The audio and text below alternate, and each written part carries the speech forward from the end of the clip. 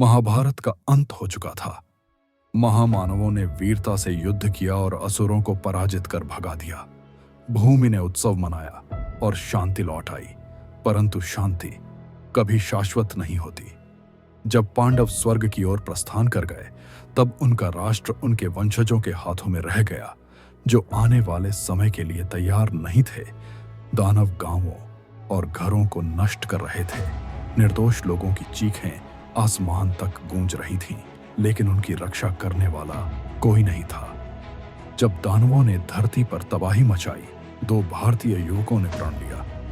वे हिमालय की कठोर तपोभूमि में ध्यान करेंगे और देवताओं का आशीर्वाद प्राप्त करेंगे, ताकि वे भी शक्तिशाली बनकर इन दानवों से टक्कर ले सकें। हम अपने गांव को यूं बर्बाद होते नहीं देख सकते।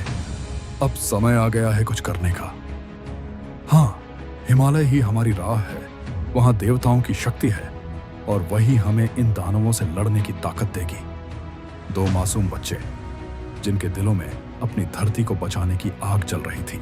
उनका नाम था वायु और विद्युत। वायु शांत, धैर्यवान और गहरी सोच वाला, जबकि विद्युत आक्रामक, ताकतवर और ज्वालामुखी की तरह फट पड़ने वाला।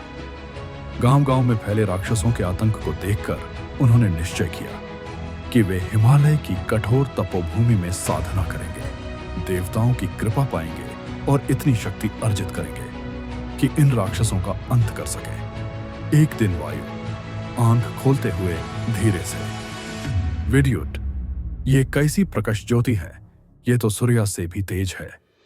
विद्युत उठकर खड़ा होते हुए उत्साह से, ये कोई आम रोशनी नहीं, मुझे लगता है हमारी तपस्या का फल मिलने वाला है।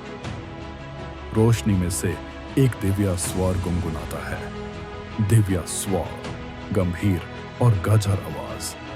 बालकों, तुम्हारी तपस्या ने आकाश को भी हिला दिया है। मुझ में से एक तपस्वी के मन की पवित्रता और दृढ़ संकल्प ने मुझे प्रसन्न किया है। आखिर भगवान किसकी तपस्या से प्रसन्न हुए थे और वे किस प्रकार उसकी इच्छा पूरी करना चाहते थे? क्या इस बात को लेकर दोनों लड़कों में झगड़ा होगा?